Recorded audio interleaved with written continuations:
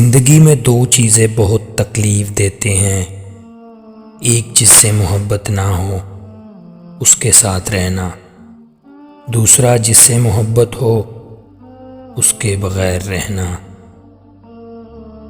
منزلیں کبھی کسی کے گھر جا کر حاضری نہیں دیتے، رستوں پر چلنے سے ہی رستے نکلتے ہیں۔